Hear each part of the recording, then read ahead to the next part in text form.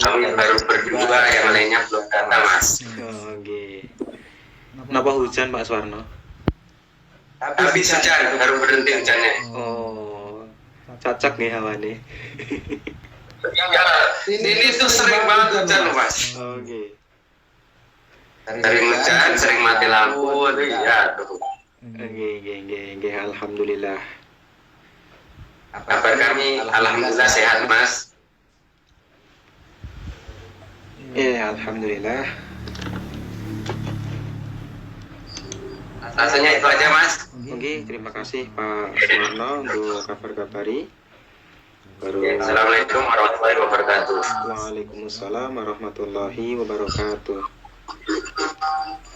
Baru 2 orang di tempat Pak Suwarno yang bergabung menyimak. Biasanya bisa sampai 4 atau 5 orang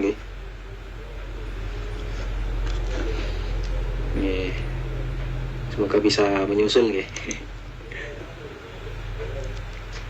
Mas Fahri baru bergabung, monggo bisa berkabar-kabar di Finlandia Mas Fahri. Mas, assalamualaikum. Waalaikumsalam warahmatullahi wabarakatuh. Alhamdulillah kabar saya dan keluarga di sini dan yang di rumah sehat semua, Mas. Alhamdulillah. Bon minus Mas. 1 derajat atau kayaknya, Mas. 1 sampai 0,1 gitu. Terima kasih Mas Fahri. Lanjut untuk kabar-kabari Pak Yatno Abbas baru bergabung, silahkan kabar-kabari. Assalamualaikum warahmatullahi wabarakatuh. Waalaikumsalam warahmatullahi wabarakatuh. Untuk kabar-kabarnya alhamdulillah saya sehat. Perekonomian berjalan seperti biasanya.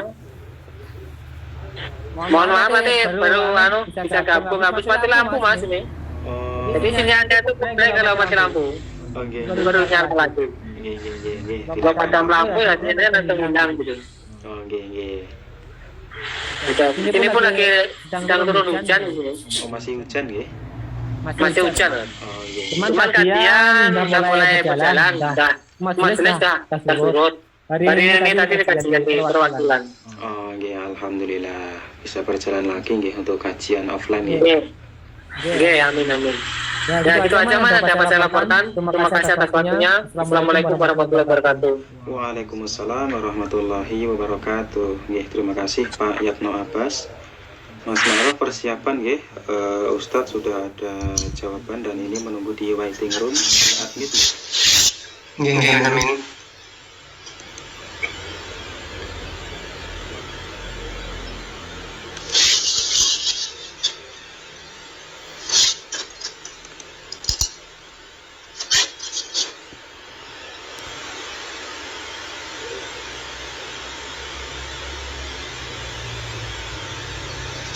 Assalamualaikum warahmatullahi wabarakatuh, Ustaz. Untuk Ustaz, mikrofonnya masih off nih.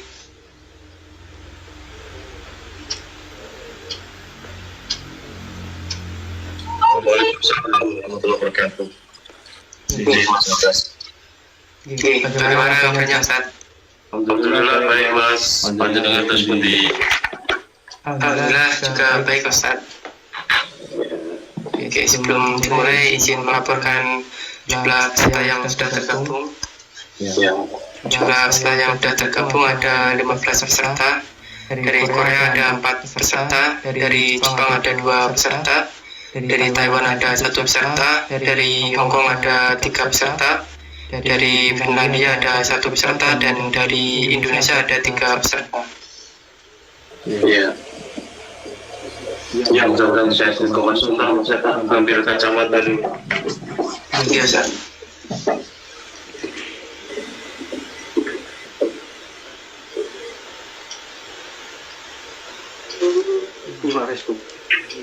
Masuk.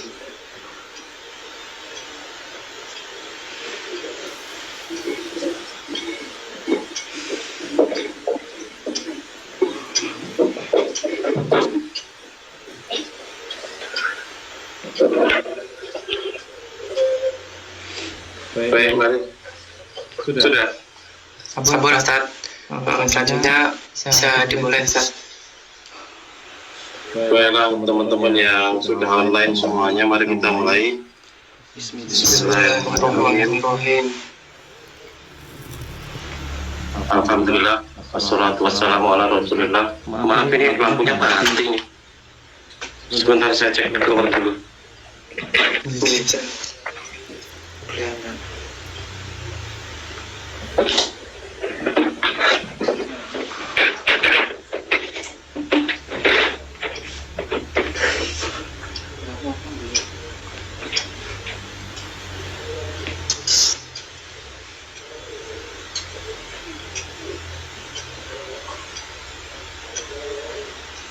Langsung ada pertanyaan.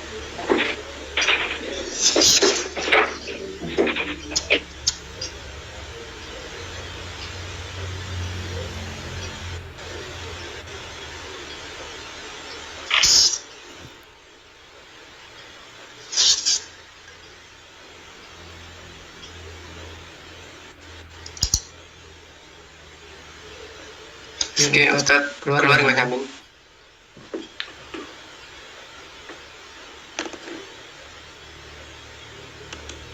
Terkeluar nih Mas. Oke. Untuk saudara-saudara yang menyimak di Facebook mungkin, mohon maaf saya ini mungkin ada gangguan sedikit di tempat Ustaz. Baru tadi mati lampu dan sekarang Ustaz ini apa namanya terkeluar dari Zoom. Mungkin bisa mohon tunggu sebentar ya.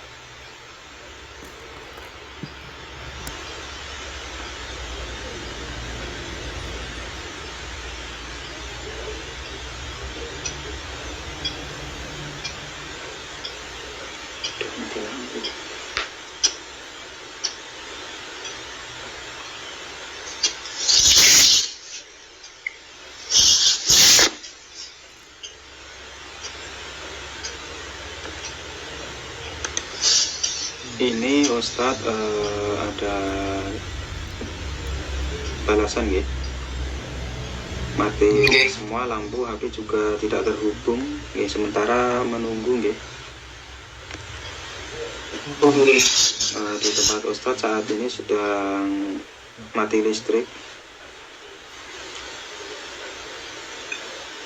Dari PLN yang Mas Amin berarti. Kemungkinan seperti itu Mas. Oke. Jadi untuk teman-teman bisa mohon tunggu sebentar karena di tempat Ustaz listriknya baru ada gangguan sama sinyalnya di HP juga terputus. Sudah bergabung Mas. Oke, Mas.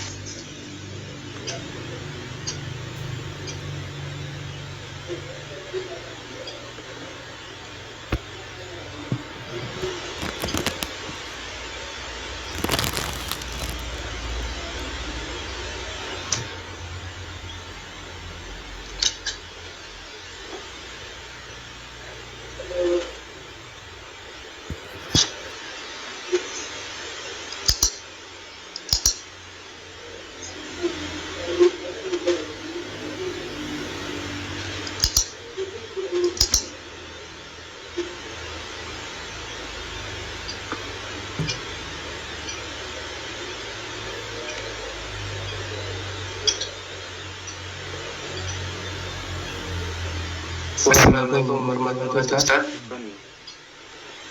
Untuk mikrofonnya Ustaz masih off nih.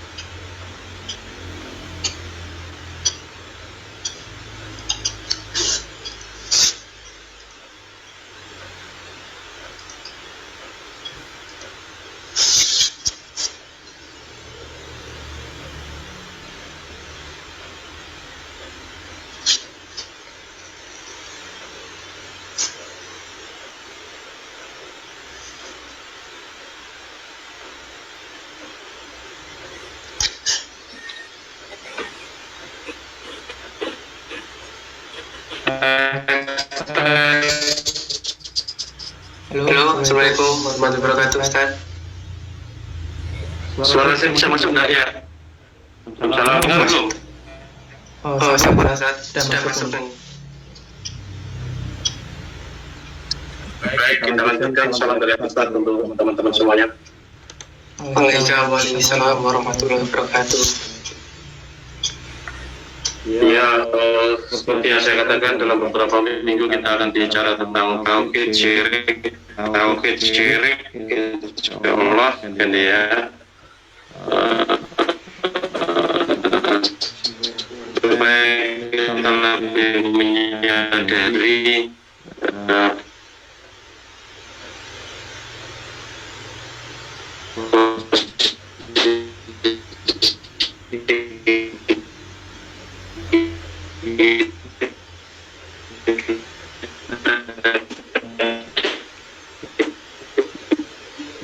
Mohon maaf, saya potong Ustaz.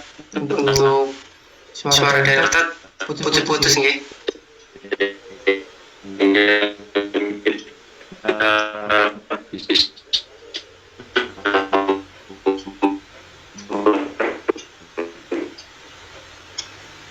Perbaiki diri kita, perbaiki diri, maka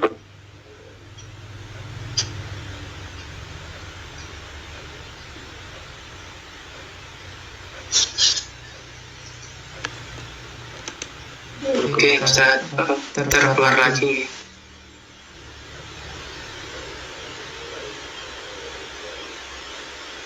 Oke, untuk teman-teman mohon bersabar dan tunggu sebentar karena di tempat Ustaz baru ada gangguan sinyal.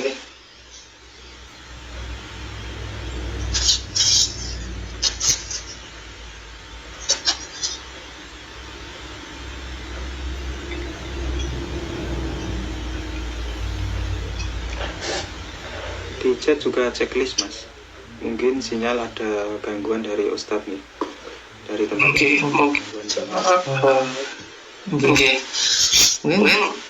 bisa coba sinyalnya ada di ini.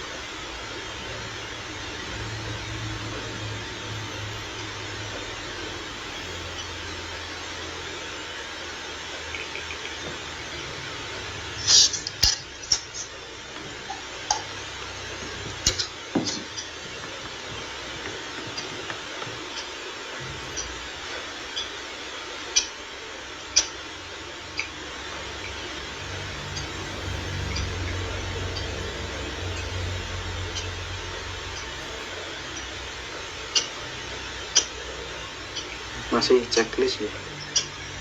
Masih.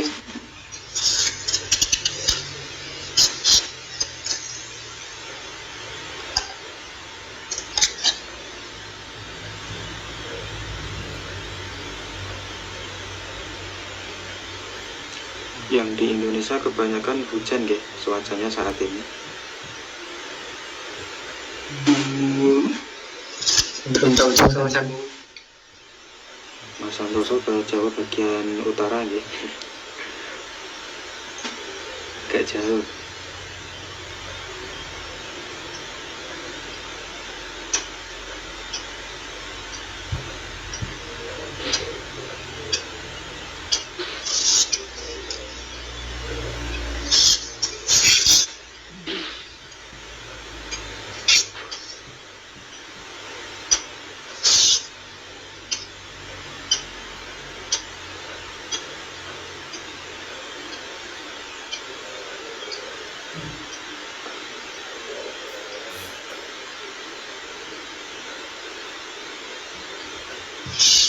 Masih checklist sampean.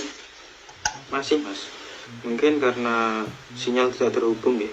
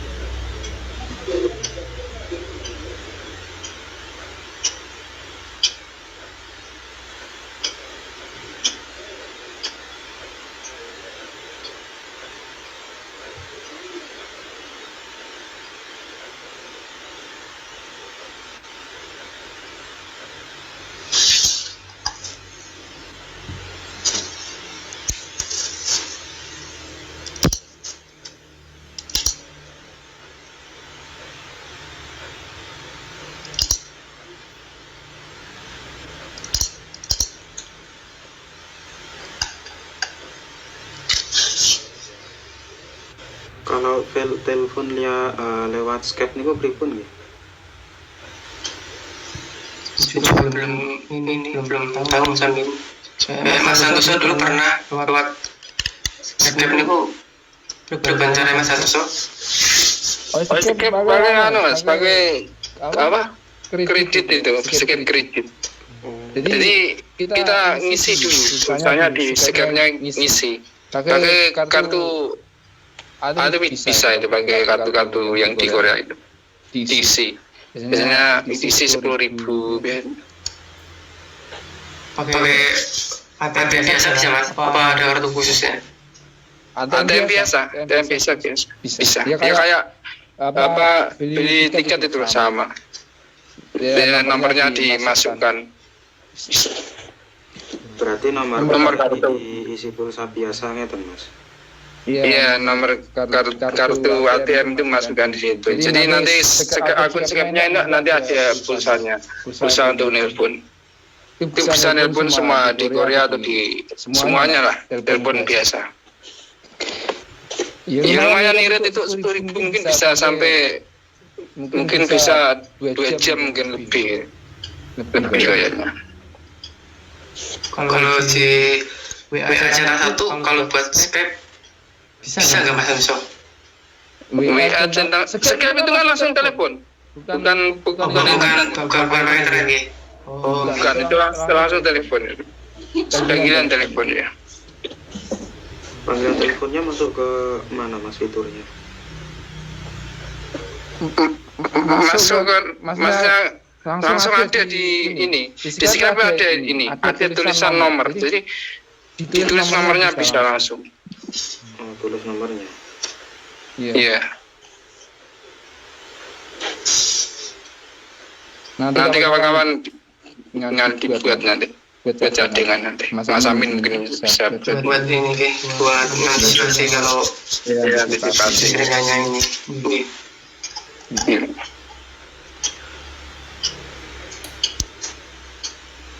Jaringan sekarang Mas tidak bisa masuk.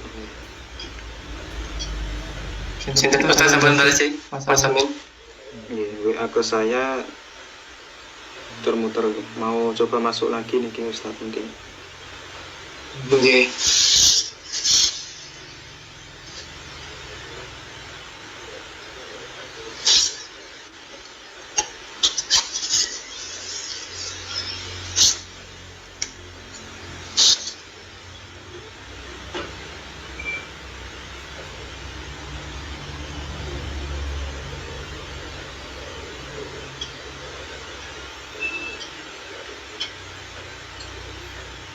Sudah gabung Mas?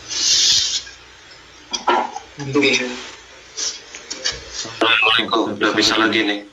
Waalaikumsalam warahmatullahi wabarakatuh. Ustaz, Sabon. Iya maaf, habis PLN-nya tadi kemudian jaringannya yang agak rewel ini. Sepertinya waktunya mepet juga ya. Baik, kalau begitu kita switch saja ke menjawab pertanyaan dari yang kemarin saja, minggu lalu. Kita selesaikan dulu. Oke, untuk pertanyaan minggu lalu.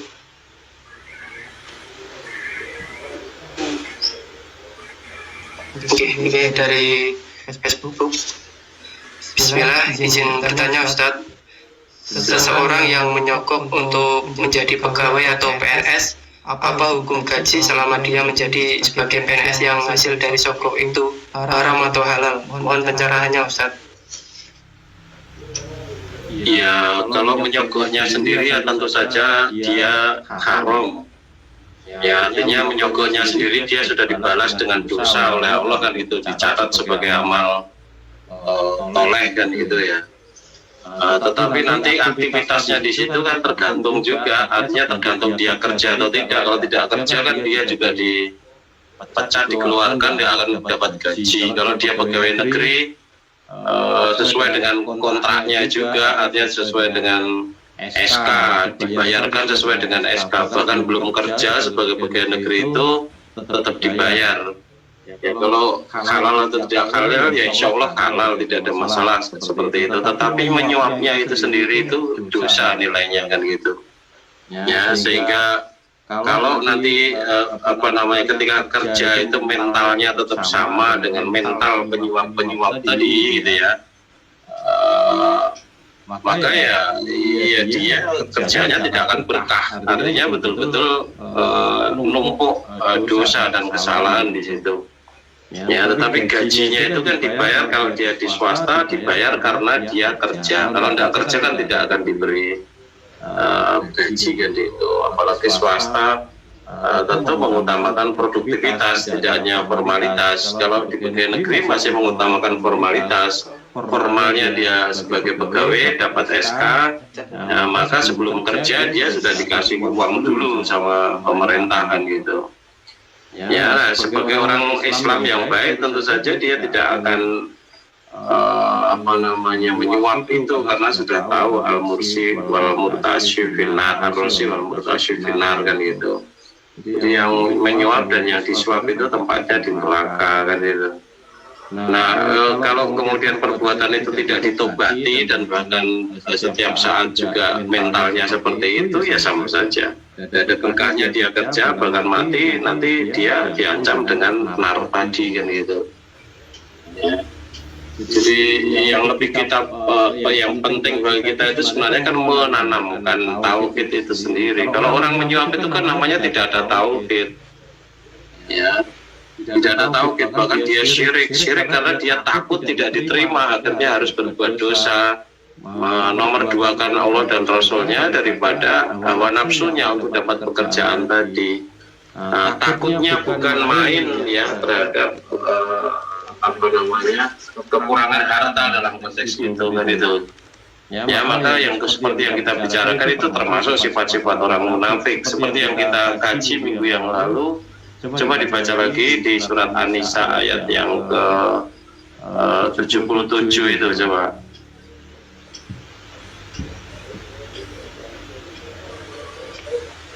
Oke, surat An-Nisa surat keempat ayat 77. A'udzu billahi minasy syaithanir rajim. Bismillahirrahmanirrahim. Alam tara ilal ladzina qila lahum kuffu aydiyakum wa aqimus sholata wa atuz zakah. Falamma kutiba alaihimul qitalu idza fariqum minhum yakhshawna an-nasa ka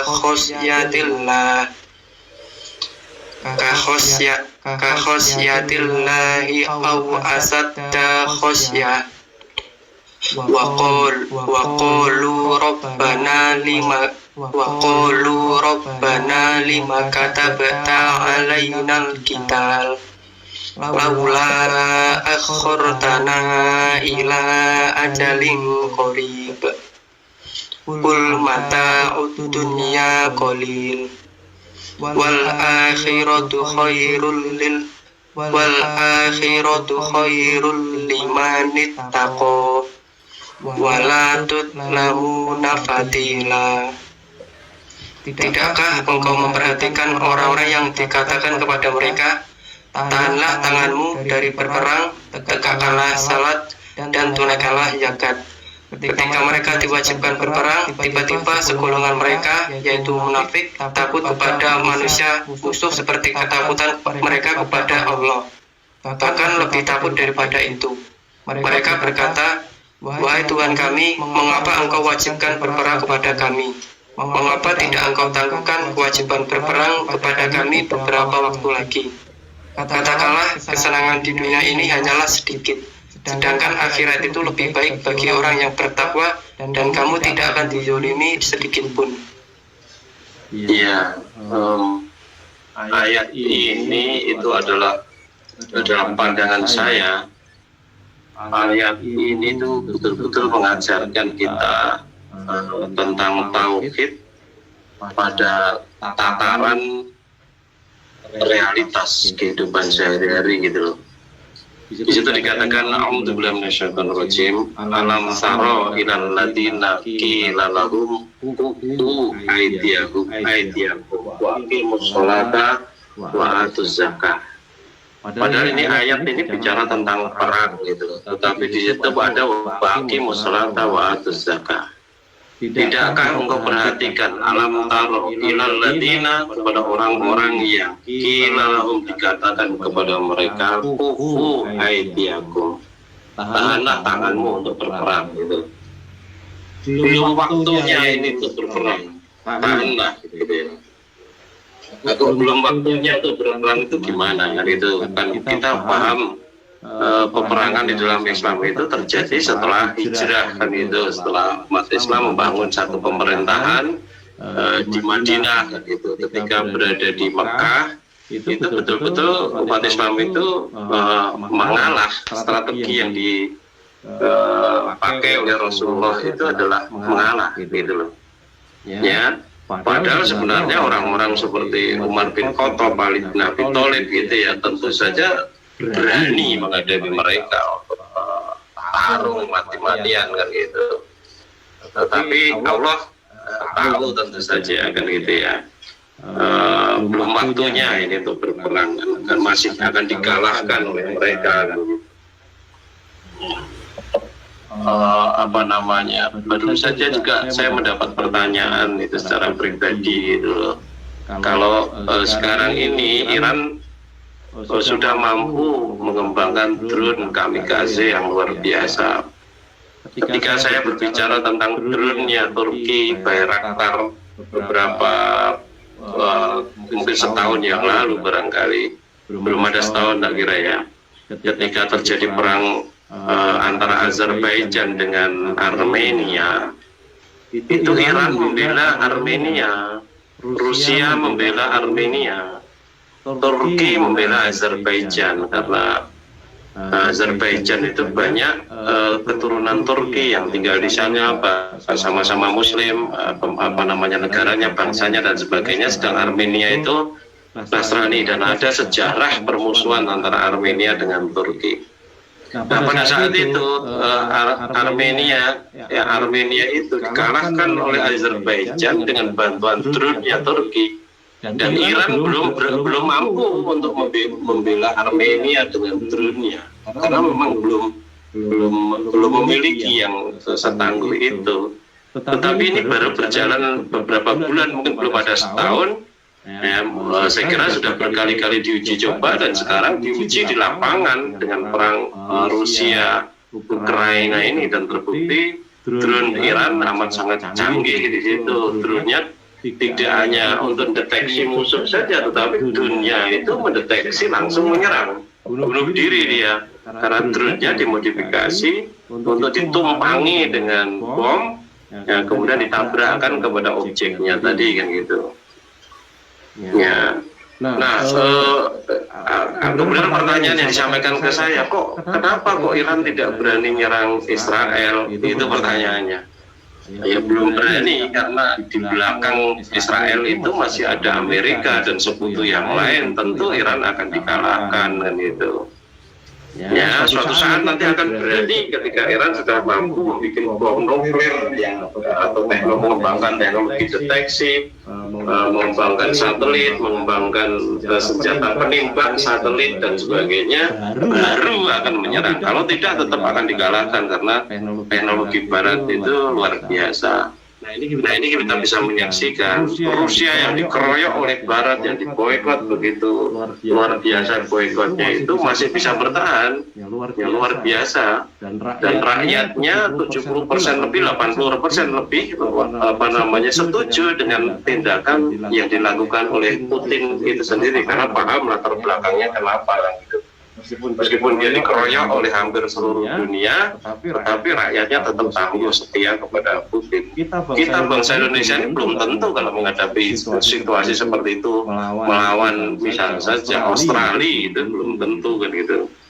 Nah ini juga begitu, ini belum waktunya untuk berperang, maka kufu aydiyakum, tahanlah tangan kalian.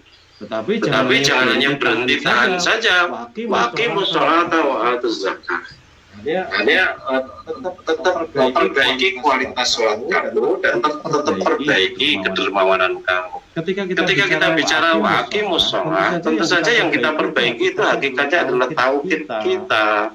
Hubungan antara kita dengan Allah itu yang harus betul-betul senantiasa kita tingkatkan kualitasnya gitu. Secara fisik yang tampak di situ adalah sholatnya, artinya penghambaan kita kepada Allah itu secara fisik itu nampak di dalam sholatnya tadi kan gitu. Ya, karena sholat itu hakikatnya adalah realisasi dari tauhid itu sendiri ya di dalam ibadah kan gitu. Nah kemudian waqimus sholat wa atuz zakat dan keluarkanlah zakat. Nah ketika kita bicara keluarkan zakat itu secara implisit kita diperintahkan untuk memperbaiki ekonomi kita sehingga kita bisa mengeluarkan zakat, tidak menjadi peminta-minta atau tidak menjadi fakir miskin yang malah jaga ke zakat. Tidak seperti itu. Tentu maksudnya waqimus sholah itu wa atuz zakat itu maksudnya supaya kita memperbaiki ekonomi. Nah, contoh kita lihat Rusia itu sudah dikepung demikian, tetapi perekonomiannya masih tangguh. Dari boykot tetap tangguh ekonominya. Makan, panganan, bahan pangan juga tidak tergantung kepada luar negeri. Self sufficient dia, self production dia. Ini kan luar biasa ya seperti itu. Ya harusnya yang dikehendaki Islam kepada umat Islam itu seperti itu. Sebelum kamu menghadapi musuh kamu, ya maka kokohkan dulu tauhid kamu sehingga kalau sampai kamu mati dalam keadaan tauhid, surga janjikan kepada kamu. Ya, perbaiki ekonomi kamu, perbaiki kedermawanan kamu, tolong menolong kamu, ya jiwa gotong royong kamu, perbaiki ekonomi kamu, supaya keadaan sulit yang dihadapi di masa perang itu tidak mengacaukan keimananmu, persatuanmu dan sebagainya. Ya.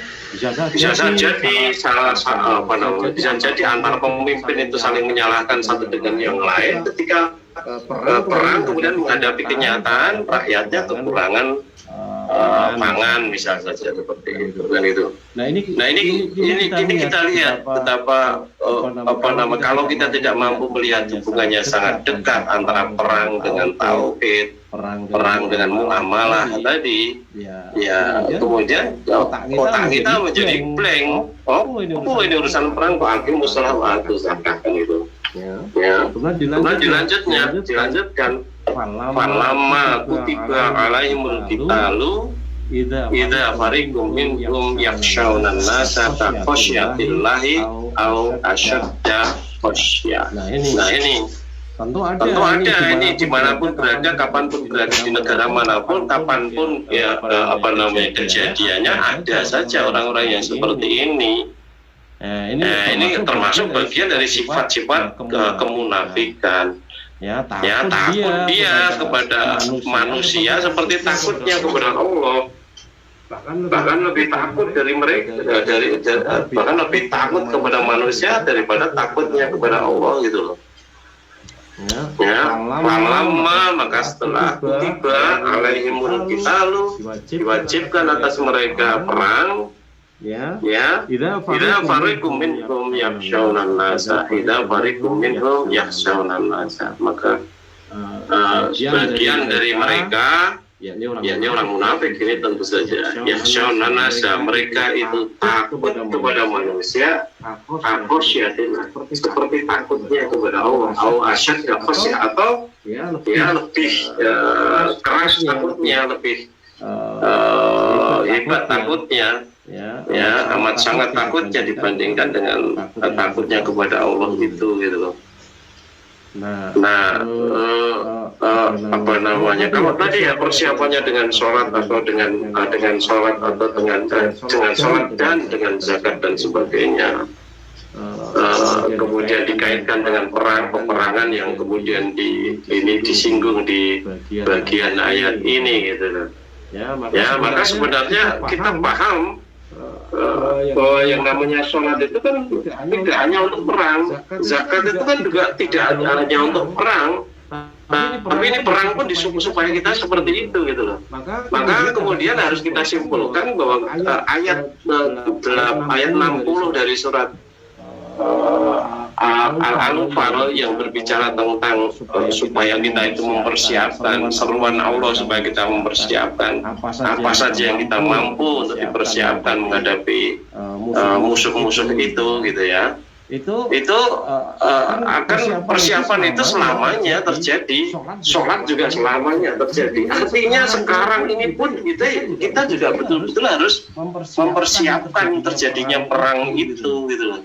Bahkan sebenarnya kalau kita perluas lagi, itu perang itu senantiasa terjadi meskipun dalam bentuk yang lain.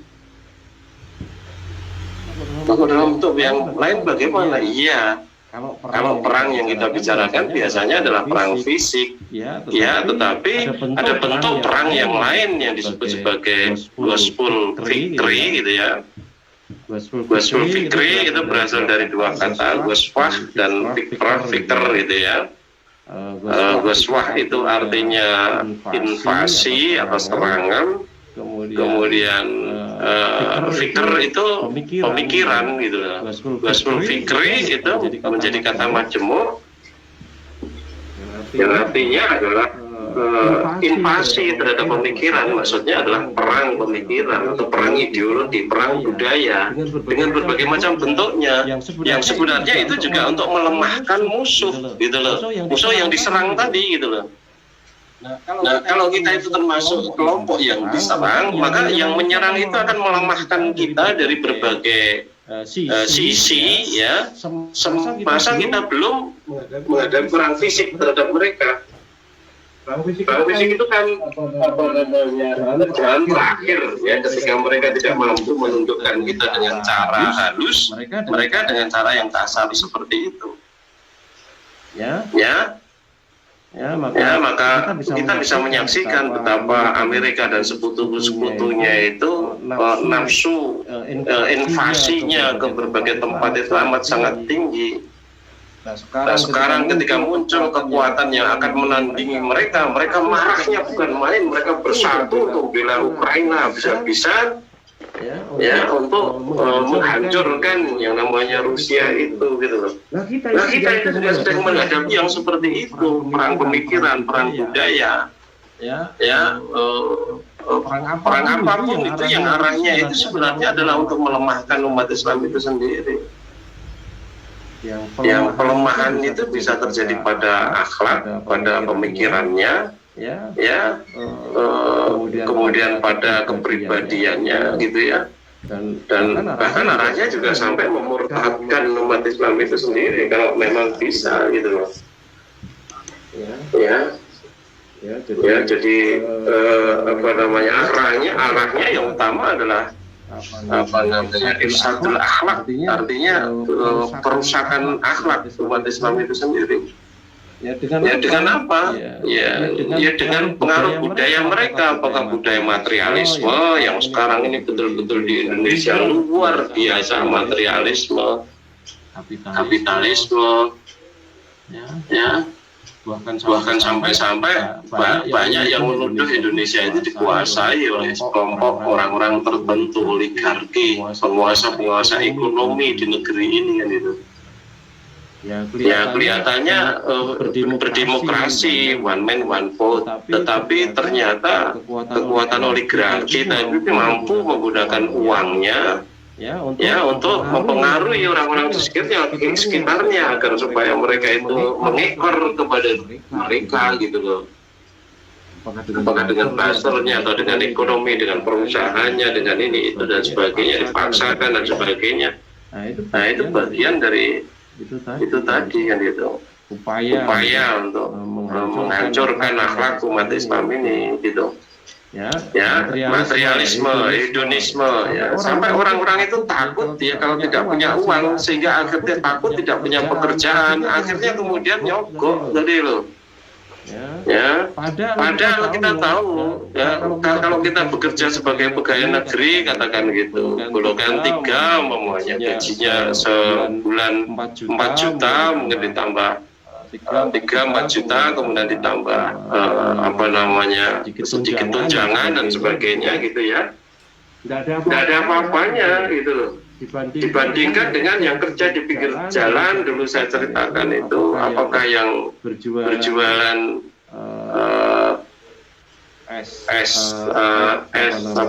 semangka India atau yang berjualan tahu aci gitu ya. Yang jualan tahu aci sehari bisa laku 3.000 tahu, 3.000 butir kan itu. Padahal satu butirnya itu 1.000. 3.000 itu kan berarti sudah 3 juta. Untung 50% saja sudah 1,5 juta per hari gitu loh. Padahal di makanan itu bisa untung lebih banyak daripada itu. Apalagi cuma kayak gitu jualannya. Modalnya itu hanya tahu dengan aci sama bumbunya sedikit, tidak banyak. Sehari 1,5 juta, sebulan kan sudah 45 juta, bikin bersih 30 juta, sudah jauh mengalahkan pegawai negeri golongan 4 kan itu. Tetapi mental kita kita lemah, artinya akhlak kita itu sudah rusak gitu loh. Takut betul kalau sampai tetap nganggur dan susah untuk mencari uang itu gitu loh. Nah ini sukses mereka di dalam memerangi kita di dalam hal akhlak, akhirnya nyuap. Padahal Rasulullah sudah mengingatkan dan bahkan di Indonesia ini tidak hanya yang menyuap dan yang disuap saja, tetapi perantaranya juga masuk penjara. Bahkan tidak hanya suap-suap itu aja, gratifikasi pemberian hadiah itu pun juga sudah masuk kolom penjara gitu loh. Ya, kan jadi parah kan itu. Ya. Jadi materialisme, kapitalisme yang kemudian temurun di bawahnya menjadi materialisme turun ke bawahnya menjadi hedonisme. Ya, betapa orang-orang kaya, para artis pamer kekayaannya, naik pesawat, padahal pesawatnya juga hanya sewa, mobil gonta-ganti dan sebagainya. Akhirnya juga masuk penjara ternyata penipuan, robot trading. Sudah berkali-kali terjadi yang seperti itu. Ya, orang-orang awam nggak mudeng seperti itu yang sudah rusak keislamannya itu, tahu nggak lihat mereka jadi idola, jadi followernya. Maka kemudian materialis itu followernya menjadi jutaan karena anak-anak muda kita yang kemudian tidak tahu arah kehidupan yang sebenarnya yang seharusnya itu seperti apa. Nggak paham dia. Ya, apalagi juga strategi yang lain itu adalah tahtimul fikri, ya, pelemahan terhadap pemikiran kan gitu. Ya, ketika berdebat dia kalah, akhirnya ngamuk dan sebagainya. Nah itu tidak benar ya seperti itu. Kalau mereka mendebat ya kita berdebat argumentasi. Kalau tutur kata ya dibalas dengan tutur kata, tulisan dibalas dengan tulisan. Jangan kemudian tutur kata ketika berdebat kalah kemudian banting kursi atau melempar sandal, sepatu dan sebagainya. Tidak benar ya seperti itu. Itu menunjukkan kerdilnya pemikiran kita, tidak mampu menjawab tantangan mereka dalam bidang pemikiran gitu loh. Ya, seharusnya kan tidak gitu. Wujudnya apapun itu tulisan ya balas tulisan. Kalau tutur kata ya balas tutur kata. Nah, perintahnya kepada kita itu kan infak billati ya ahsan, tolaklah ya kejahatan itu dengan kebaikan. Paling tidak sepadan dengan dia kan itu. Ya. Sepadan itu ya kan tutur kata dengan tutur kata kan itu. Ya. Nah, itulah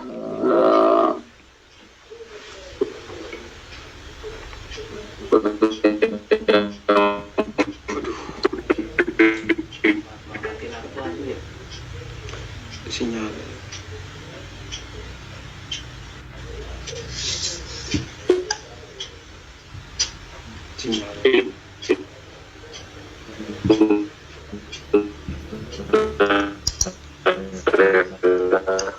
Mati lagi nih.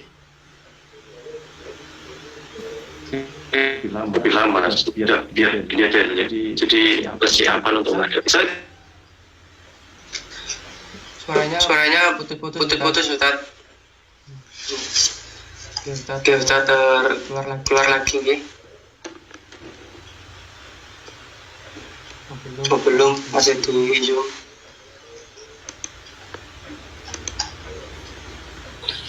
Bisa ditangkap ya, bisa didengar. Oh, enggak bisa Ustaz. Sambung lancar. Halo. Oke. Sudah lancar Ustaz. Halo. Bisa didengar suara saya? Bisa Ustaz. Kok kayak putus-putus gitu? Halo. Di sini alhamdulillah lancar Ustaz. Di tempat Mas Amin berpun. Tadi lancar Mas, terkeluar. Kalau dari saya lancar Mas Amin. Lancar Mas. Oh, berarti dari Lampung lancar Mas. Nggih Pak. Berarti niki sinyalnya di tempat pusat nggih.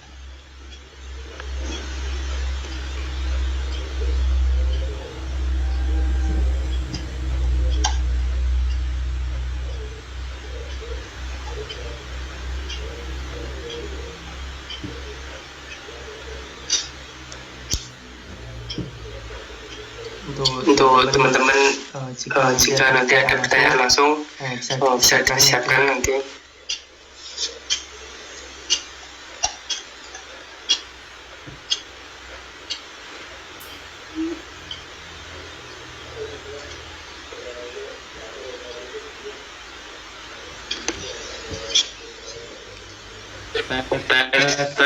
Sudah bisa didengar lagi? Sudah Ustaz.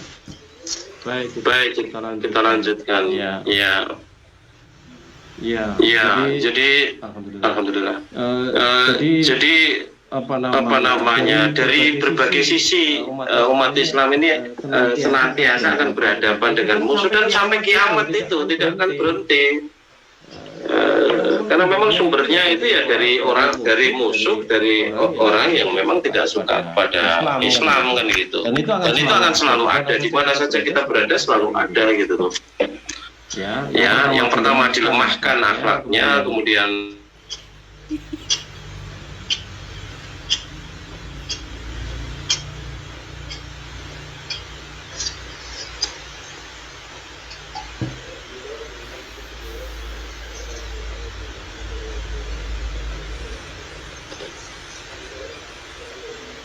sudah bisa kembali didengar lagi? Sudah Ustaz. Yang tadi videonya belum ada, sekarang alhamdulillah sudah ada.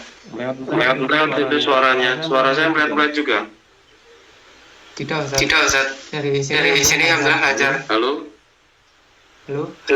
Sudah nomor normal lagi. Baik, kita lanjutkan.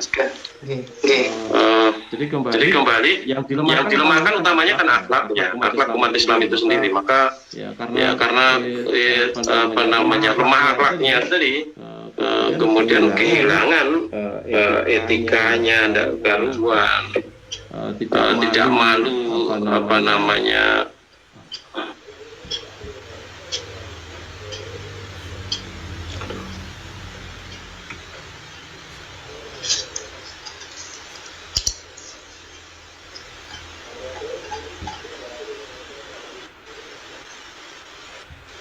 Tes lagi. Halo, tes. Halo. Sudah Ustaz. Tapi videonya belum ada. Bisa diakses suara saya? Suaranya bisa Ustaz. Baik, kita lanjutkan. Jadi karena dilemahkan akhlak kita, maka kemudian yaitu kita tidak malu menyuap dan sebagainya. Bahkan tidak malu berbuat pelanggaran hukum, itu malah bangga kan gitu. Nah kemudian apa namanya, pemikir.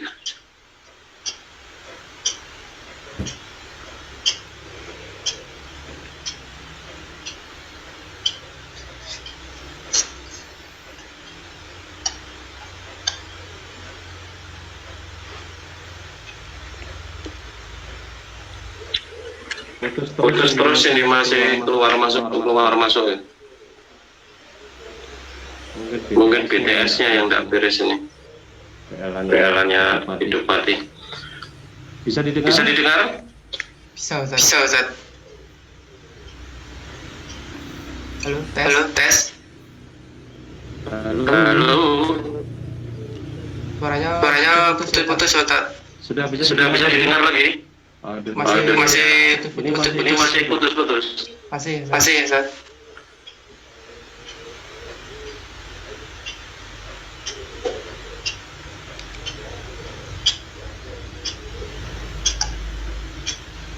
Mungkin kalau suara lancar, kalau tidak ada video mungkin bisa di off-kan dulu atau suara saja Ustaz. Mengurangi ini gimana? Mengurangi apa namanya? Yang kedepan itu. Bisa disampaikan Mas. Oke Ustaz. Mikrofonnya Ustaz masih off nih.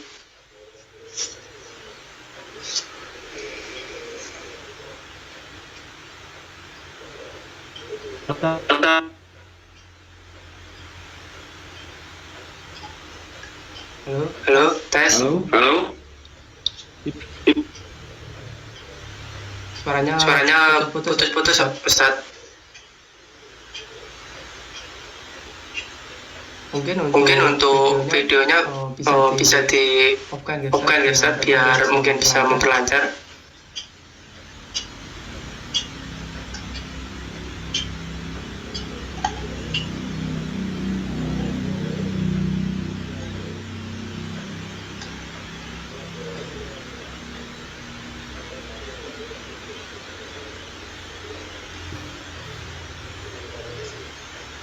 Karena kuota saya, karena tadi sore sudah saya ngisi pulsa telepon, kuota HP dan sebagainya.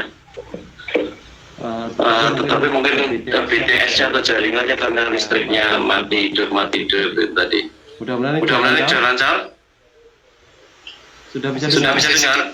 bisa Ustaz. Oke, bisa sudah. Tes bisa. Bisa Ustaz. Mungkin untuk suaranya videonya bisa jadi off-kan ya Ustaz, biar mungkin suaranya bisa lancar gitu. Oke, saya matikan videonya. Oke. Baik, kita lanjutkan. Jadi mudah-mudahan tidak putus. Putus lagi. lancar Ustaz. Alhamdulillah. Baik. Jadi sampai mana tadi? Sampai pemikiran Ustaz. Pemikiran kita juga dilemahkan. Kalau seseorang punya pemikiran yang baik untuk negeri ini, untuk bangsa ini gitu ya. Secara logis kan seharusnya banyak yang mendukung. Tetapi tiba-tiba saja ketika dia menyampaikan pemikirannya tadi melalui media sosial, media elektronik dan sebagainya, itu tiba-tiba muncul gerdukan banyak sekali yang menentang gitu loh. Dan itu yang terjadi di negeri kita itu begitu gitu loh. Ya, jadi ada kelompok tertentu yang kemudian dia itu membuat pemikiran kita itu jadi rusak. Ini kan jadi apik, tetapi kok ditolak. Ini jadi apik, ini kok kemudian dia punya argumen yang kuat untuk menjadikan usul yang baik itu menjadi jelek dan sebagainya. Dan ada kelompok-kelompok politik tertentu di Indonesia ini, kalau dia itu jadi oposisi, kemudian Waton Suloyo gitu loh. Waton Suloyo omongannya yang penting menentang, yang penting melemahkan penguasa dan sebagainya seperti itu. Dan itu dibudayakan terusan yang seperti itu. Nah, ini yang jelek. Pemikirannya menjadi rusak. Tidak menjadi cerdas, tapi menjadi rusak. Ya. Maka kelompok-kelompok buzzer yang ceritanya didanai dengan triliunan rupiah dan sebagainya itu termasuk kelompok perusak, ya, perusak pemikiran kan gitu, yang harusnya baik-baik didukung, tetapi ternyata baik-baik kalau itu berasal dari lawan politiknya, kemudian justru dilemahkan gitu. Lemahnya keroyokan, dan ceritanya kan di media sosial juga dulu diungkap itu satu orang itu dia bisa jejer-jejer ketika pemilu itu jejer-jejer itu punya 200 lebih HP yang digunakan untuk mengeroyok orang-orang tadi dengan kalau di Facebook ya mestinya namanya berbeda satu dengan yang lain yang kemudian akhirnya digunakan untuk mengeroyok. Jadi yang dihadapi itu satu orang, tetapi karena satu orang pegang 200 HP seolah-olah satu orang itu berhadapan dengan massa karena HP-nya banyak dan sebagainya. Nah begitu juga itu tadi kepribadian kita menjadi rusak juga karena memang dirusak gitu loh. Modelnya sudah dikondisikan menjadi seperti itu. Arahnya apa? Arahnya ya supaya kita umat Islam itu tidak memegang keislaman kita. Artinya Islam itu ajaran Islam itu tercabut akarnya dari hati sanubari kita, alias tauhidnya itu tercabut dari hati sanubari kita, dari keyakinan kita. Alhamdulillah. Nah ini yang harus disadari oleh umat Islam kan itu. Artinya menyadari itu bagaimana? Artinya setiap saat kita itu merasa bahwa kita itu sedang berhadapan dengan musuh gitu loh. Maka kita perlu untuk senantiasa menyiapkan diri untuk menghadapi itu, menghadapi situasi yang sulit dan sebagainya dan sebagainya.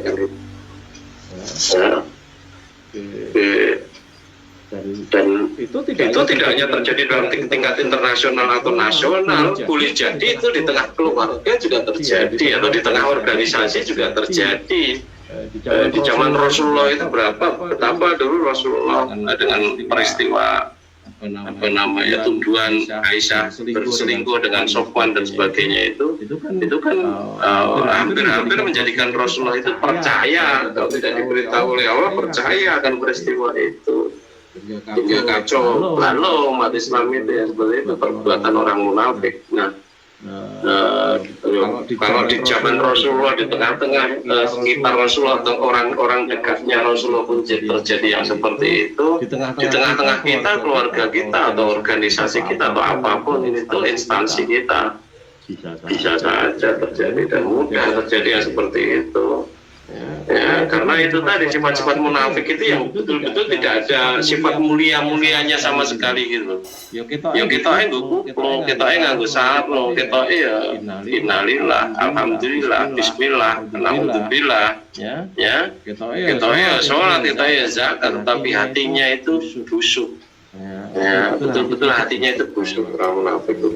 Maka wajar kalau orang munafik itu diancam dengan neraka pun dengan neraka yang paling bawah. Jadi teman-teman semuanya, jadi kelihatannya di permukaan hanya sekedar menyuap, tetapi itu sebenarnya persoalan tauhid yang luar biasa parah yang kita hadapi dengan menyuap itu. Artinya kita lebih mencintai dunia daripada akhirat, kita lebih mencintai pekerjaan daripada Allah dan Rasulnya dan sebagainya. Artinya Allah sudah tidak ada di dalam hatinya, sudah diabaikan begitu saja kan gitu. Ya, maka yang belum terjadi jangan sampai terjadi sama sekali yang seperti itu. Kita harus betul-betul menilai suap itu sebagai perbuatan yang hina-dina, ya, sehingga kita jijik untuk menyentuhnya gitu loh. Nah, begitu juga perbuatan-perbuatan maksiat yang lain harus kita perlakukan sama seperti itu, sehingga kita tidak mengecilkan pelanggaran-pelanggaran yang kita lakukan terhadap aturan-aturan Allah. Jadi ingat bahwa di dalam An-Nisa ayat 13 dan 14 itu ya, ketika Allah mengancam orang-orang yang dia tidak taat kepada Allah dan Rasulnya, yang berkaitan dengan hukum-hukum atau aturan-aturan yang telah ditetapkan oleh Allah, aturan itu merujuk secara spesifik ayat 11-12 itu yang berbicara tentang warisan gitu.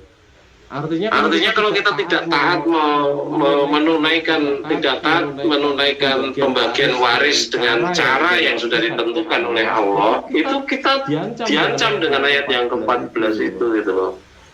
Ya, coba dibaca ayatnya. 13 dulu baru 14. Oke. Surat An-Nisa surat keempat ayat 13 dan 14. A'udzu billahi minasyaitonir rajim. Bismillahirrahmanirrahim. Tilka hududullah. Wa may yuti'illaha wa rasulahu yudkhilhu jannatin tajri min tahtihal anhar khalidina fiha wa dzalikal fawzul 'adzim. Wa may ya'sillaha wa rasulahu wa yata'adda hududahu yadkhilhu naran. Wa yata'adda hududahu yudkhilhu naran khalidan fiha wa lahu 'adzabun muhin. Itu adalah batas-batas ketentuan Allah. Siapa saja yang taat kepada Allah dan Rasul-Nya, dia akan memasukkannya ke dalam surga-surga yang mengalir di bawahnya sungai-sungai. Mereka kekal di dalamnya, itulah kemenangan yang sangat besar. Siapa saja yang mendurhakai Allah dan Rasul-Nya serta melanggar batas-batas ketentuannya, niscaya dia akan memasukkannya ke dalam api neraka. Dia kekal di dalamnya, baginya azab yang menghinakan. Ya, jadi Allah menguraikan dulu di ayat 11-12 tentang warisan-warisan itu, kemudian melanjutkannya dengan ayat ini. Tilka hududullah, itu adalah hukum-hukum Allah. Kaitannya dengan pembagian warisan tadi. Wa may yuti'illah wa rasulahu yudkhilhu jannatin tajri min tahtihal anhar dzalikal fawzul 'adzim, kan itu. Barang siapa yang taat kepada Allah dan Rasul-Nya, maka dia Allah itu akan memasukkannya ke dalam surga, kekal di dalamnya. Surga yang mengalir sungai-sungai di bawahnya, kekal di dalamnya, khalidina fiha dzalikal fawzul 'adzim, itu adalah kemenangan yang agung, kan itu. Artinya kemenangan yang agung itu ya kalau seseorang itu setelah berjuang di dunia ini kemudian masuk surga. Nah itu bisa kita dapatkan kalau kita itu taat kepada Allah dan Rasul-Nya, kan itu. Wa may yuti'illah wa rasulahu, kan itu. Siapa yang taat kepada Allah dan Rasul-Nya dan terus senantiasa taat, kan itu. Jadi tidak hanya sekedar kemarin taat, bentuknya kan fi'il mudhari' ya di situ, sehingga sekarang dan yang akan datang terus menerus, kan itu.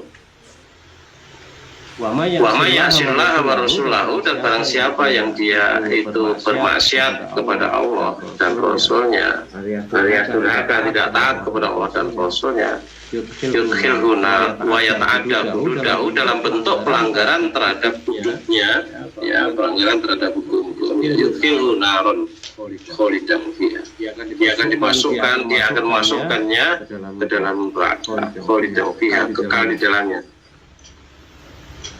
Walahu adzabun muhin, dan baginya adab yang menghinakan.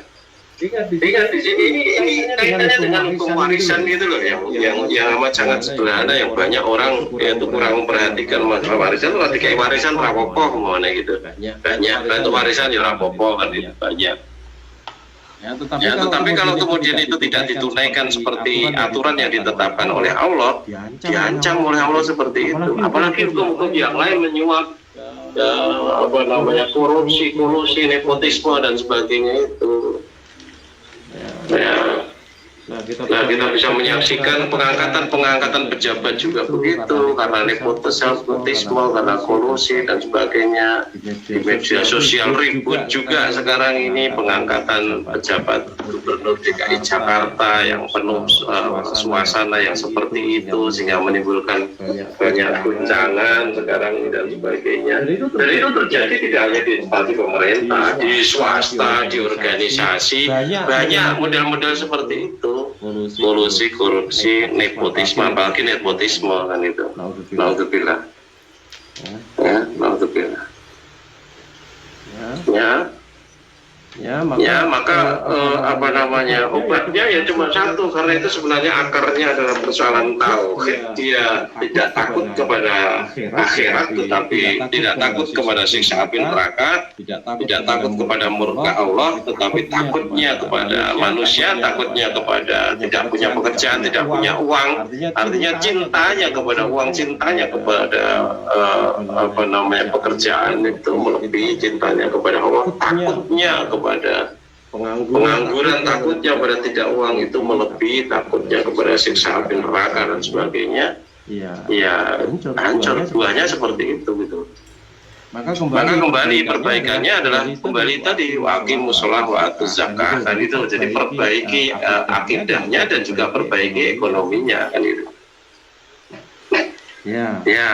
Nah, kemudian berikutnya waqalu rabbana lima katabta alainal qital, wahai Tuhan kami, dan mereka berkata, Rabbana, wahai Tuhan kami, lima katabta alainal qital, mengapa Engkau tetapkan, wajibkan untuk berperang kepada kami itu, laula akhartana ila ajalin qarib.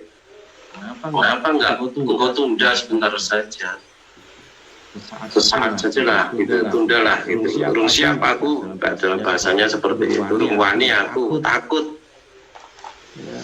takut, ya. Nah ini penyakit wahan sudah masuk, ya, karena tidak bertauhid tadi penyakit wahan masuk. Hubud dunia wakariyatul maut, cinta dunia, gabungannya takut mati, karena kalau mati kan tidak bisa menikmati kecintaannya tentang dunia tadi kan gitu.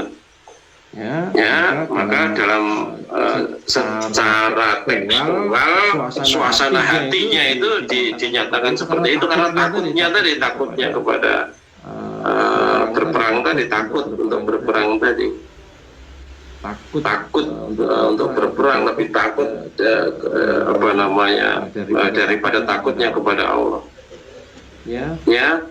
Kul mata'ud dunya qalil wal akhiratu khairul liman ittaqaa. Jadi katakan mata'ud dunya qalil. Nah, ini obatnya secara apa namanya, secara akidah ya, ini dalam keyakinan harus ditumbuhkan di situ. Mata'ud dunya qalil, yang namanya harta dunia itu tidak lebih berharga daripada sayap nyamuk. Artinya jangan masalah dunia itu kamu jadikan sesuatu yang utama, karena itu kecil, karena itu sedikit, karena itu sebentar. Yang banyak, yang baik, yang bagus, yang kekal itu adalah kebahagiaan akhirat. Wal akhiratu khairul liman ittaqaa, dan akhirat itu lebih baik. Kalau dunia itu kecil, akhirat itu besar. Kalau dunia itu sebentar, akhirat itu kekal. Kalau dunia itu jelek, akhirat itu lah yang baik gitu loh. Dan yang kekal, yang baik, yang duanya itu ya patutnya hanya untuk orang yang bertakwa. Wal akhiratu khairul liman ittaqaa, gitu ya. Bukan untuk yang lain-lain, bukan untuk orang yang menyuap tadi atau yang sejenisnya dengan itu, yang cacat dari segi akidahnya gitu loh. Ya. Liman ittaqaa. Ya wala tudlamuna fatila, dan dia Allah itu tidak, dia wala tudlamuna fatila, dan kalian itu tidak akan apa namanya didolimi sedikit.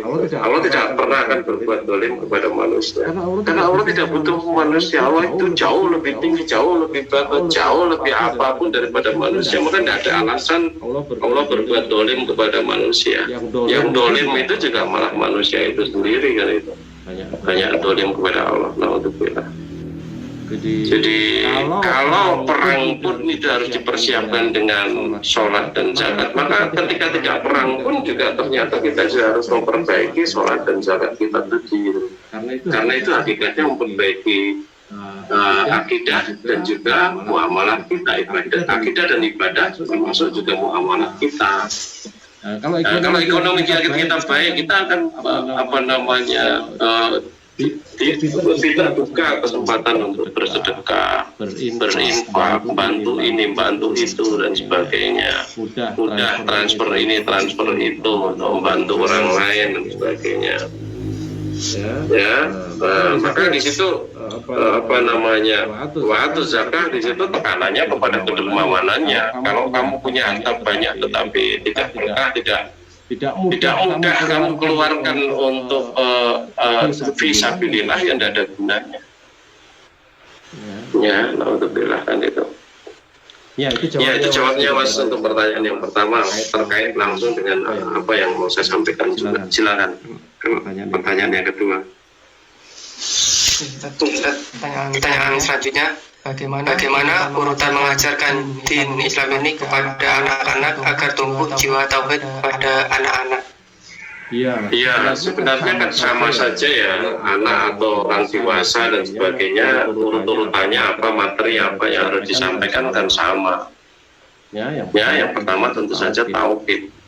Itu Rasulullah itu selama hampir 13 tahun di Mekah itu betul-betul yang digojlok ya ditanamkan dengan dalam ke dalam hati para sahabat itu ya tauhid tadi loh. Ya, kecintaannya kepada Allah, rasa takutnya kepada hari kiamat, kecintaannya kepada Allah itu menjadikan dia mengecilkan dunia, membesarkan akhirat,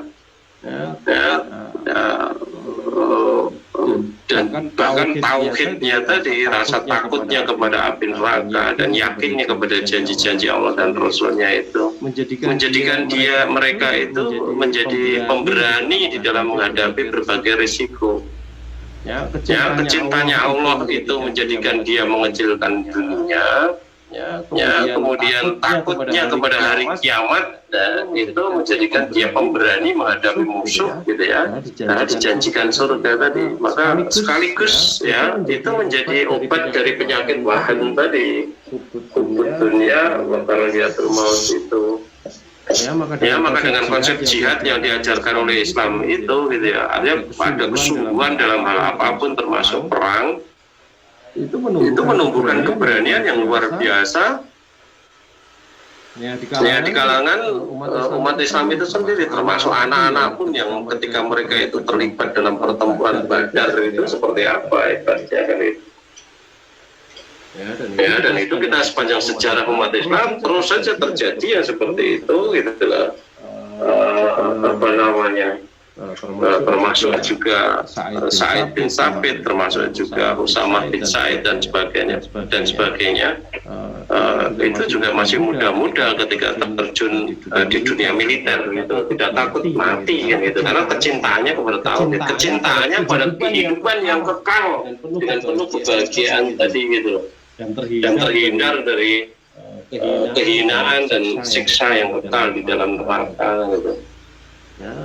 Maka luar biasa keberanian di dunia ini juga terkenal umat Islam itu yang pemberani di dalam bertempur. Kita bisa menyaksikan peperangan di Ukraina itu, Rusia dan tidak ada apa-apanya kalau tanpa pasukan dari Chechnya itu. Senjatanya canggih, tetapi mental orangnya mudah down ketika melihat musuh menyerbu itu. Maka di sini kita bisa menyaksikan orang-orang Chechnya yang Muslim itu, mereka menguatkan tentara Rusia di dalam menghadapi orang-orang Ukraina itu kan itu. Kita bisa menyaksikan juga dalam sejarah betapa jumlah umat Islam yang kecil banyak mengalahkan musuh-musuh yang jumlahnya jauh lebih banyak dengan pertolongan Allah tentu saja. Secara sunatullah juga keberanian mereka yang luar biasa kan gitu. Tadi pertanyaannya apa? Bagaimana urutan untuk mengajarkan din Islam? Yang pertama adalah tauhid, yang menumbuhkan keyakinan pada keesaan Allah, artinya cinta kita hanya kepada Allah, rasa takut kita hanya kepada Allah. Kalau kita cinta kepada uang, ya karena Allah memerintahkan kita hidup, mempertahankan hidup, padahal mempertahankan hidup perlu makan, perlu uang. Kita mencari uang karena Allah. Ya, kita mencintai wanita juga karena Allah, bukan karena kita ketemu nong parkiran kemudian karena seksi atau karena cantik kemudian jadi jatuh cinta. Dan seperti itu umat Islam itu. Ya, mencintai wanita itu karena memang Allah memerintahkan kita untuk melanjutkan perjuangan ini sampai kiamat nanti gitu. Jadi karena usia manusia itu sangat pendek, maka dia perlu membangun keturunan dan perlu dipersiapkan keturunan yang lebih baik. Karena untuk persiapan keturunan yang lebih baik, maka mestinya mencari wanita atau laki-laki yang baik, yang soleh-solehah dan sebagainya itu. Ya, yang apa namanya, prosesnya pun juga karena Allah, bukan karena hawa nafsu. Karena hawa nafsu sudah melukai, sudah mengotori dari sakralnya pernikahan yang dipersiapkan untuk mempersiapkan generasi penerus yang lebih baik tadi kan itu. Jadi tidak sembarangan untuk menikah orang Islam itu gitu. Ya, maka Al-Ustaz juga sering mengingatkan dalam konteks itu, artinya kurang begitu berkenan kalau kemudian warga yang sudah ngerti ngaji, sudah ngerti agama ini kok kemudian nikah kepada orang yang tidak mudeng agama, apalagi kalau yang warga MTA itu perempuan kan gitu. Ya, yang pertama itu. Ya, kalau kemudian kecintaan itu sudah tumbuh sampai tadi dikatakan 13 tahun Rasulullah menanamkan itu, maka nanti ibadah dan muamalah itu menjadi enteng untuk diturunkan perintahnya. Ya, karena cintanya kepada Allah, ketika turun perintah untuk sholat, ketika turun perintah untuk puasa, ketika turun perintah untuk zakat, itu menjadi enteng saja. Termasuk para sahabat sahabiah yang mendengar turunnya perintah untuk memakai jilbab dan sebagainya, itu kemudian ambil kain seadanya di situ, apa korden atau apapun di situ, kemudian untuk tutup kepalanya. Begitu juga ketika turun perintah untuk berhenti minum minuman keras dan sebagainya, itu kemudian para sahabat itu membuang ya minuman kerasnya, diselowkan di aliran air di situ, mengalir di situ minuman keras dan sebagainya. Karena tauhidnya, karena cintanya kepada Allah. Kalau Allah merintahkan ini dengan senang hati, dengan bahagia, mereka akan menyambut. Tidak ada keberatan sama sekali kan gitu. Ya, apakah itu dalam ibadah maupun muamalah kan gitu.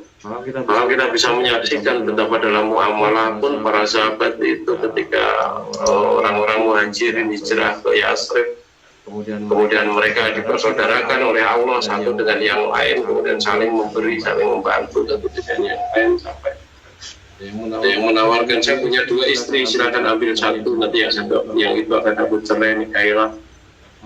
Aku punya sekian tanah, kamu pilihlah yang mana, silakan mau ambil. Itu sampai model seperti itu. Ya. Hebatnya dalam bermuamalah. Itu juga ketika dalam pertempuran, kemudian mereka saling membela satu dengan yang lain, saling mendahulukan satu dengan yang lain. Itu amat sangat luar biasa. Buah dari tauhid tadi kan gitu.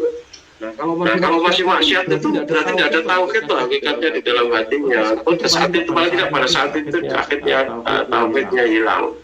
Ya, maka dalam hadisnya pun dikatakan bahwa seorang orang beriman itu ketika dia mencuri, maka tidak ada iman di dalam hatinya pada saat itu kan itu. Ketika dia berzina, tidak ada iman di dalam hatinya kan gitu. Saya berani mengatakan ketika dia berdusta, tidak ada iman di dalam hatinya. Yang ada adalah kemunafikan, nifak. Ya, karena dusta itu merupakan ciri orang munafik. Tidak ada iman berarti itu. Apalagi itu tadi ketika dia berkhianat, tidak taat kepada Allah, maksiat kepada Allah, melanggar aturan-aturan Allah, hududnya Allah tadi. Ya, pada saat itu dia tidak ada iman. Tidak ada iman berarti kan tidak ada tauhid. Jangan kita enteng banget rano iman gitu. Kurang balik meneh. Tidak ada tauhid itu hakikatnya. Ya. Maka gambarannya dalam hadis itu kan seolah-olah orang munafik itu digambarkan terhadap dosa-dosa itu seperti lalat yang di hidungnya itu kemudian diusir dengan tangannya balik lagi. Artinya perbuatan pelanggaran, ketidaktaatan, kemaksiatan itu berulang dan berulang terus. Bagi orang munafik tadi kan itu. Tidak hanya sekali melanggar, tapi memang pelanggaran itu sudah jadi bagian dari kehidupan sehari-harinya gitu. Yang nyuap juga akan begitu, terus-menerus juga begitu, nanti dalam usaha untuk naik pangkat juga begitu. Mungkin yang wanitanya juga akhirnya menjual harga dirinya dan sebagainya untuk mendekati pemimpin-pemimpinnya biar cepat naik pangkat dan sebagainya. Yang laki-laki mungkin dia menjilat dan sebagainya, dan itu terjadi di mana-mana. Akhirnya orang-orang baik itu menjadi tersingkir kalau sudah hidup itu model seperti itu. Kata tersingkir mungkin tidak benar, mungkin disingkirkan itu yang betul seperti itu, karena ini tadi yang berkembang di situ, di institusi itu seperti itu di berbagai tempat gitu loh. Jadi itu hanya salah satu bentuk saja tadi suap tadi kan gitu. Bentuk-bentuk lainnya banyak, termasuk menjilat ini itu dan sebagainya, berbuat makar dan sebagainya. Nah semua itu akan teratasi kalau kembali yang diajarkan sejak dini kepada anak-anak kita, remaja kita, orang tua kita itu adalah tauhid. Penekanannya pada tauhid gitu loh. Nah, kalau tauhid itu tertanam tumbuh dengan baik, maka hatinya itu ada di dalam hatinya itu ada rasa cinta kepada Allah. Karena ada rasa cinta kepada Allah, dia akan merasa bersalah ketika dia berkhianat kepada Allah. Dia lebih merasakan kenyamanan, keindahan, kebahagiaan hatinya kalau dia itu menunaikan ketaatan tadi. Karena di dalam hatinya ada bisikan dari para malaikat, wa absyiru bil jannatil lati kuntum tu'adun, dan bahagialah akan jannah yang dijanjikan kepada kalian kan gitu. Bisikan oleh malaikat seperti itu. Hanya di dalam hatinya ada rasa bahagia karena berharap akan janji Allah untuk memberikan surga yang penuh kebahagiaan kekal selama-lamanya tadi gitu loh. Maka kemudian ibadah akan ditunaikannya dengan senang hati, dengan kenyamanan, dengan penuh kebahagiaan. Muamalahnya pun juga akan ditunaikan dengan senang hati, dengan berbagai kenyamanannya kayak gitu. Jadi kalau sistem pembelajaran kita itu diutamakan kepada syariat-syariat itu, saya kira tidak tepat. Jadi harus setiap pertemuan itu, kajian-kajian itu, setiap pertemuan itu intinya adalah tauhid. Kemudian pengembangannya, sampingannya itu adalah ke muamalah, ke ibadah, ke syariat tadi kan itu. Nah gitu. Jadi yang pertama adalah tauhid, kemudian berikutnya bergeser ke muamalah termasuk juga ke ibadah dan muamalah tadi, termasuk pembicaraan tentang berbagai macam syariah tadi. Tapi itu nomor 2. Begitu mas, mudah-mudahan bisa dipahami.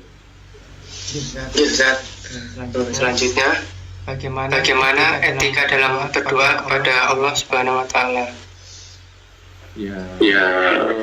Seperti apa yang diajarkan oleh Allah di dalam Al-Fatihah sebagai doa yang terbaik, afdhalud doa, alhamdulillah kan itu.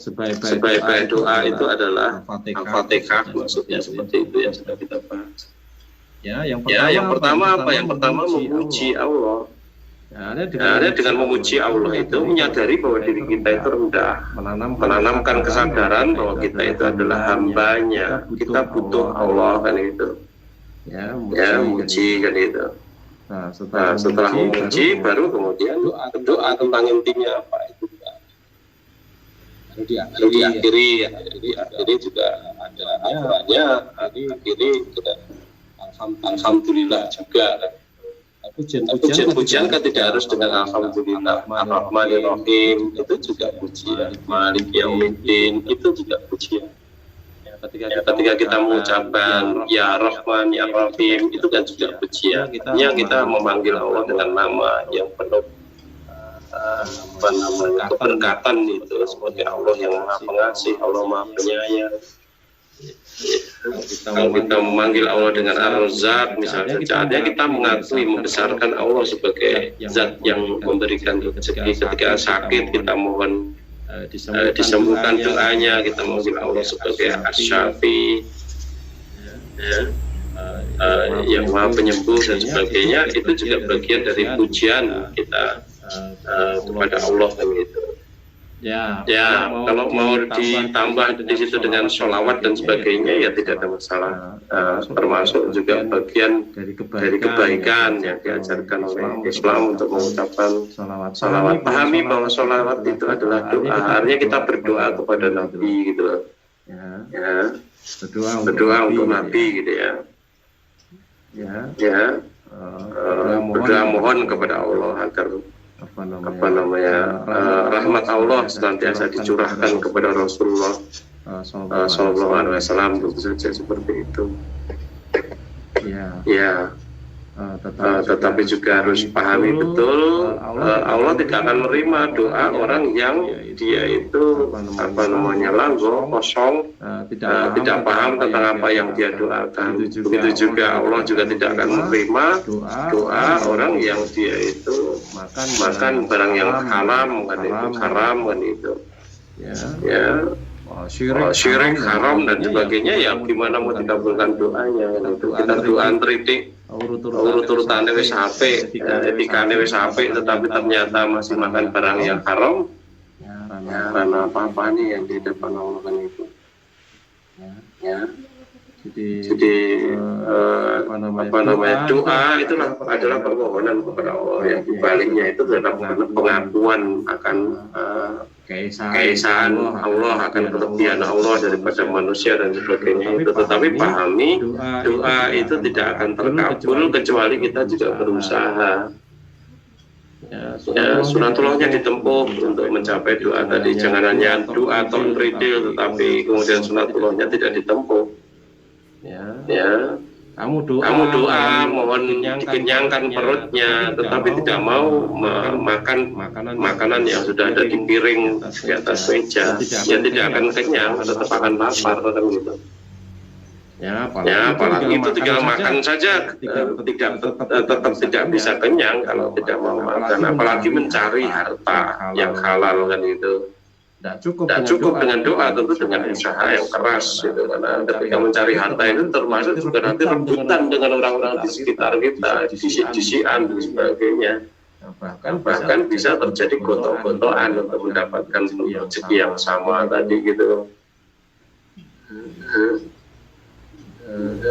Jangan sampai kemudian ketika kita berusaha untuk mencari uang, kita tonjolkan rezeki tidak akan tertukar. Rezeki sudah ada yang ngatur, loyo. Itu tempatnya nanti setelah akhir usaha kita maksimal itu, baru kita ucapkan seperti itu. Gitu. Aku usaha dulu maksimal gitu. Rezeki tidak akan tertukar, rezeki sudah diatur dan sebagainya. Kita tidak akan ngerti rezeki kita seberapa kalau kita tidak berusaha maksimal. Ketika maksimal ya tentu saja akan diberikan yang lebih baik daripada yang tidak maksimal kan itu. Jadi tidak hanya caranya berdoa saja, tetapi caranya untuk agar supaya doa itu dikabulkan, itulah yang lebih penting. Artinya usaha kita, ikhtiar kita untuk mendapatkan, untuk terkabulnya doa tadi. Karena Allah sudah menetapkan sunatullah yang menuju kesuksesan itu ya yang akan berhasil kan gitu. Kalau yang kita tempuh justru malah sunatullah menuju kegagalan, ya kita berdoa seperti apapun akan gagal karena tidak ditempuh sunatullahnya menuju ke suksesan tadi. Begitu Mas, masih ada? Masih ada dua, Ustaz. Waktunya Mas sudah jam 11 lebih. Oh ya sudah mau kerja ya teman-teman di situ. Baiklah. Oke. Sabar, Ustaz. Ada yang dilaporkan? Untuk jumlah peserta yang gabung dari Facebook ada 13 peserta, dari Zoom ada 22 peserta, Ustaz. Ya, mudah-mudahan bisa mengambil manfaatnya dan bermanfaat untuk kita semuanya. Kurang lebihnya saya minta maaf. Mari kajian kita akhiri. Alhamdulillah.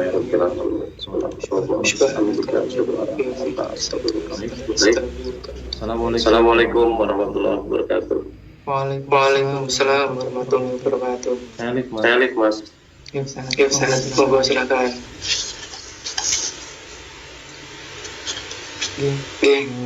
Telah kita ikuti bersama kajian pada malam hari ini bersama Ustaz Muhammad Suparno, yang pada malam ini temanya tanya jawab pertanyaan dari minggu lalu. Tapi karena waktunya sudah habis untuk pertanyaan yang masih belum terjawab, insya Allah akan disampaikan depan jika waktunya masih ada. Dari saya sekian, saya mewakili kru yang bertugas di layar atas kekurangan dalam membawakan acara pada malam ini. Kami mohon maaf yang sebesar-besarnya. Saya akhiri. Assalamualaikum warahmatullahi wabarakatuh.